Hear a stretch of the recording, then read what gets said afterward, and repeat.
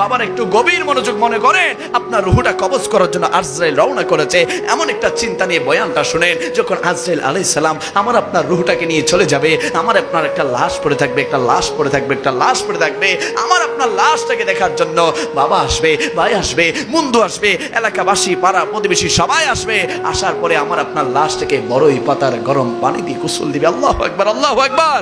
ওই গরম বড়ই পাতার গরম পানি দিয়ে গোসল দিবে। গোসল দেওয়ার পরে 3টা কাপড়ে প্যাকেট করে আমার আপনার লাশটাকে নিয়ে মসজিদের আঙ্গিনায় নিয়ে আসা হবে জানাজার নামাজ পড়ার জন্য।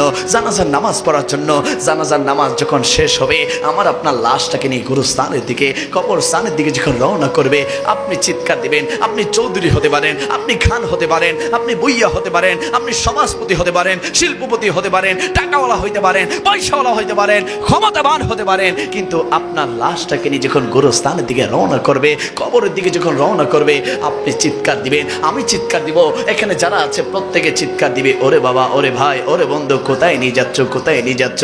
আমার না তো দামি বিল্ডিং আছে, আমার না তো দামি ঘর আছে, আমার না সুন্দরী রূপসী গুণবতী স্ত্রী আছে, আমার না সন্তান আছে, আমার না ব্যাংকে লক্ষ কোটি টাকা আছে, আমার না তো ক্ষমতা, এত পাওয়ার, আমার ভয়ে এলাকা কাঁপে, আমার ভয়ে এলাকার মানুষরা কাঁপে, আমার এত ক্ষমতা থাকার পরেও তোমরা আমাকে কোথায় নিয়ে যাচ্ছ, কাঁধে করে কোথায় নিয়ে যাচ্ছ? খোদা কি কসম করে বলছি, ওই চিৎকার কেউ শুনবে না, কেউ শুনবে না, কেউ শুনবে না। তখন আমার আপনার লাশটাকে যখন গুরুস্থানে রাখবে, কবর রাখবে, বাঁশ দিবে, পাটি দিবে, মাটি চাপা দিয়ে এক এক করে সকলে চলে আসবে ওই অন্ধকার কবরে। আপনি চিৎকার দিবেন, আমি চিৎকার দিব, এখানে যারা আছে প্রত্যেকে চিৎকার দিবে, ওরে বাবা, ওরে ভাই, ওরে বন্ধু, কোথায় রেখে গেলা, কেমন করে রেখে গেলা? যেই ঘরে দরজা নাই, যেই ঘরে জানালা নাই, যেই ঘরে ফ্যান নাই, যেই ঘরে লাইট নাই, যেই ঘরে ডাইনে মাটি, বামে মাটি, নিচে মাটি, উপরে মাটি, ও বই দিকে মাটি আর মাটি, কেমন করে রেখে গেলা? খোদার কসম, আশিক রাসূল ভাইরা, ওই কবরের অন্ধকার ঘরের চিৎকার কেউ শুনবে না, কেউ শুনবে না, কেউ শুনবে না।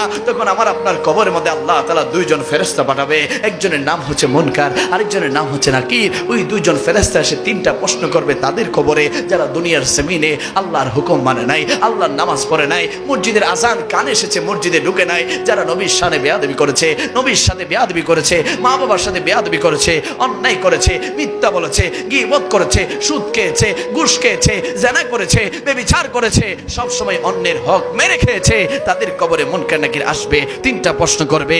1 নম্বর প্রশ্ন, বলো বলো মান রাব্বুকা, মান রাব্বুকা, তোমার রবকে? যারা দুনিয়াতে আল্লাহর নাফরমানি করেছে, যারা দুনিয়ার জমিনে আল্লাহর হুকুম মানে নাই, নামাজ পড়ে নাই, রোজা রাখে নাই, যারা দুনিয়াতে আল্লাহর নাফরমানি করে করে নিজের জীবন যৌবন বরবাদ করেছে, তারা বলবে লা আদরি, লা আদরি, লা আদরি, আমি তো জানি না, আমি তো পারি না। 2 নম্বর প্রশ্ন করবে, বলো বলো মা দিনুকা, তোমার ধর্ম কি? যারা দুনিয়ার জমিনে ইসলাম মানে নাই, ইসলাম বোঝে নাই, ইসলামের সুছায়া তোলে চলে নাই, তারা বলবে লা আদরি, লা আদরি, আমি তো জানি না, আমি তো পারি না।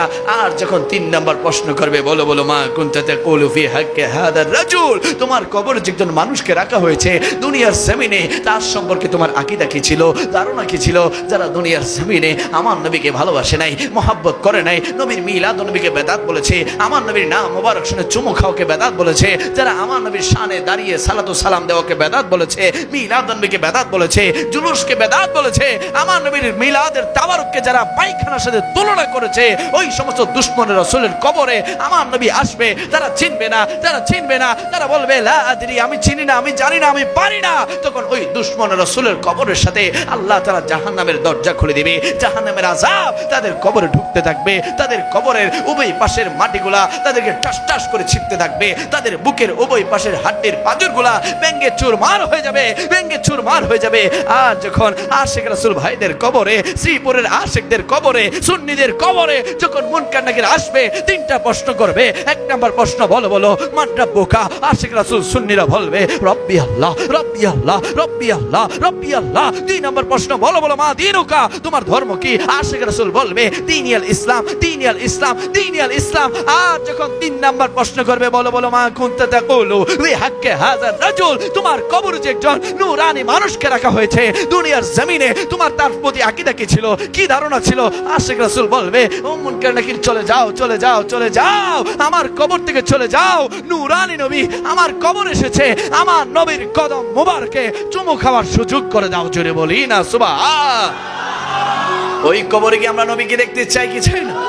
ডান হাত তুলে বলি নবীর কদম মোবারকে চুমু দিতে চাই কি চাই না? নবী ছাড়া কবরে কোনো উপায় আছে? গতি আছে? কবরে কি চেয়ারম্যান যাবে, মেম্বার যাবে, বড় ভাই যাবে? যেই নেতার পিছনে ঘুরে ঘুরে নিজের জীবন যৌবন বরবাদ করেছে, ওই নেতা কি কবরে যাওয়ার কোনো সুযোগ আছে? নেতার কবরে কোনো কর্মীর যাওয়ার সুযোগ আছে? কবরে যাবে একজন, তিনি হচ্ছেন নূরুন নবী, কামলিওয়ালা নবী, হায়াত নবী, সিন্দা নবী, নবী মুহাম্মদুর। ওই নবীকে আমরা সকলে কবরে দেখতে চাই, আওয়াজই বলে দেখতে চাই কি চাই না?